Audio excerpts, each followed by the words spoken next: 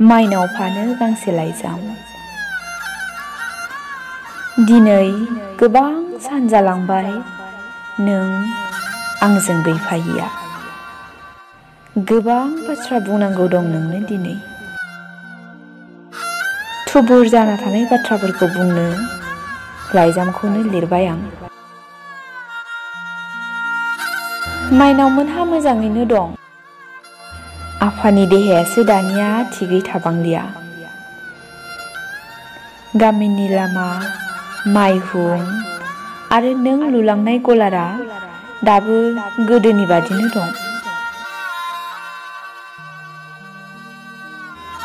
गासिबो गोदोनि बादियैनो दंब्लाबो आंसो मानोबा दानिया गोरोबा आंसो मानोबा दानिया समाया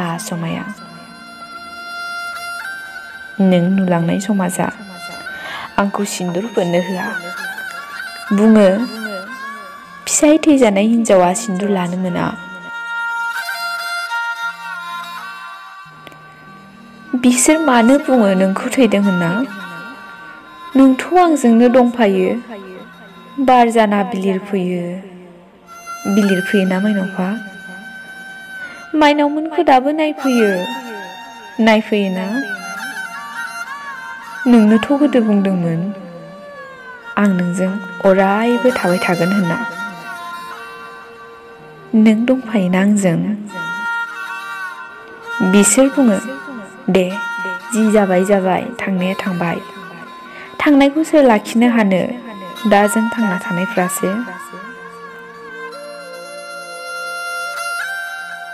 बिसोर बुजिया माइनावफा जोंनि मोजां मोनलायनायनि खोथा। आंदि बेसे मोजां मोनो नोंखौ। बावनो गोसो जाबाखि बावनो हायो सोरबा गावनि अनजालुखौनो। नों मिथिगौना माइनावफा बे आयनायाबो आंखौसो गाबो। लांदां खाफालखौ आं दाबो नायनो गियो। न' बां इसिं अखं आं मानोबा सामलायनो हाख'ला मोनदों माइनावफा। नों थाफायोमोनब्ला। नों गोसोखांथारा नामा जोंनि माइनावमोनखौ आरो आंखौलाय?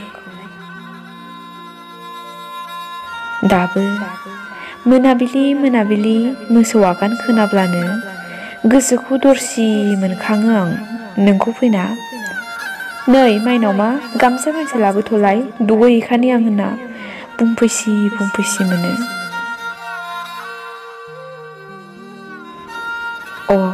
नै खोनासंलाय माइनावफा मोनसे खोथा बुंनि आं। माइनाव उन्दैया दाना लासै फरायस्लिंसै। अ आ गुसुंनि गोलावि जग रेलगारि खारो आद'मोना दाबायाव गाखोना बिरिक पाराक नायो। उन्दै गथ' बियो दाबो सोङो बाबाया अबाव थांदों? बाबाया माला फैगोन आयै होनना। आं मा बुंनो माइनावफा? माइनाव गिदिरा एसे बुजिसै। थांनाय सप्तायाव गाहायनि हाथाया बायबाय बिना साल' नुसै मिनिब्ला।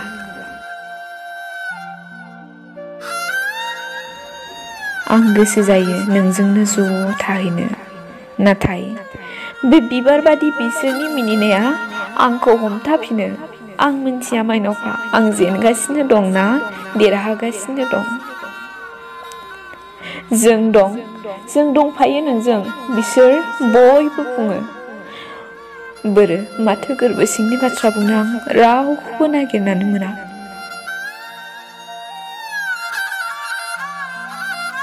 नों हायोब्ला फैफिन माइनावफा।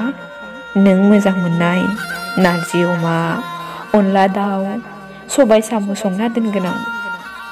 गोरबो बुंजासे नोंखौ खेबसे नायना लाबावनि।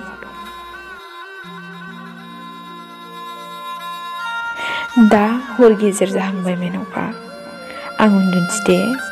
नङाब्ला दानो गाबोन फुङाव माइनावखौ फरायसालियाव थिनहरनो आंहा आथुर जालायथारगोन।